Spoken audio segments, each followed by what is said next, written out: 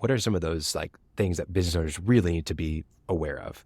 If the financial person will not provide consistent or just regular routine reports, like that's the most, like, this is one of the biggest red flags to me. I have a case right now that over 5 years, I'm looking at $21 million in expenditures. This individual, the business owner, has no financial statements. None.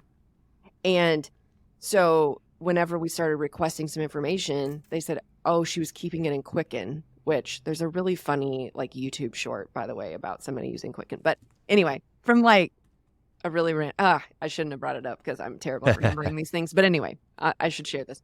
But yeah, so she was keeping the books in Quicken, and as long as the bills were being paid, nobody asked her for the financial statements. And if they had, she wouldn't have been able to provide them because she's keeping them in Quicken, and that's not going to provide what you need. And so, and that's the one that's most like top of mind right now because we're working on it. But it is, the first thing is that this individual, whether it's a partner or whether it's a bookkeeper, controller, CFO, they're not providing financial statements. Second thing is that those financial statements, whenever they actually go into QuickBooks, they aren't reconciled. So because they're needing to create numbers, if they are providing financial statements, either they just don't provide financial statements because they don't want you to be able to see anything, right? The next level is you're demanding financial statements, but they need to make those financial statements look like you expect. So I had this one case that was in the manufacturing world, and this person was having like expense reimbursements, and I'm using air quotes for audio listeners, but expense reimbursements paid to him via check out of payroll. So payroll would be direct deposited, and then these expense reimbursements were being mailed to him at the office, like a paper check. These were $200,000, $300,000 a pop. Like, I mean, there is no expense this guy is paying for that is that, right? Right. And so he had that, but it was in manufacturing. And then he was also using the company credit card for personal things. He'd go out and like he'd go to a steakhouse and pay for half the restaurant's meals on the company's credit card. He bought expensive suits out of the operating account. So all of these personal expenditures and a certain lifestyle, in addition to his salary, were being paid out of the company. Wow. Well, everything was being booked by the accounting clerks as, business promotion or whatever. But then at the end of the month, the controller who was in on it, not receiving any benefit, by the way. I don't know why the controller participated. Stupid controller. Yeah. On a lot of counts.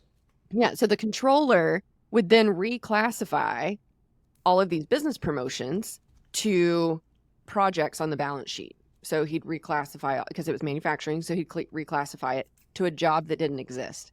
And he'd call it CEO's job, reclass to CEO's job. And so anyway, so I know that's a little bit of technical accounting there, but my point is that the reason they were doing that is because my clients were sophisticated at looking at financial statements.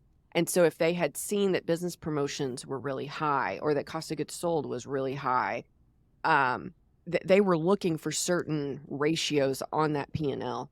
And so they would have seen, they would have started asking questions. So anyway, they're trying to make, whoever's stealing money is trying to perpetuate, they're trying to keep the scheme going. That's the only way this works, is if they can hide it, keep the scheme going. So they won't reconcile the financial statements, or they're going to move stuff around to make it where there's not something glaring on the financials. But yeah, so those are some of the common things that I'm seeing right now. And really, to detect it, you just can't rely on your financial statements. You need to just look at your bank statements and your credit card statements. Right. That's why those financial statements are they're unreliable. But if the person is refusing to give you bank statements, credit card statements, or your financial statements, this happens a lot. An owner will call us and say, my controller won't give me my bank statements. Well, your controller doesn't own the business. So we'll coach them through. This is how you need to go to the bank. Yeah, you need to get access to this. So if those things are happening, there is there is not, I've worked over 200 cases like this in my career. There is no logical reason for these things to not, it doesn't matter what the controller's saying or what the bookkeeper's saying or your business partner is saying. There is no legitimate reason to not provide the owner or an owner of the company with financial statements, bank statements, credit card statements, and payroll reports. There's no reason.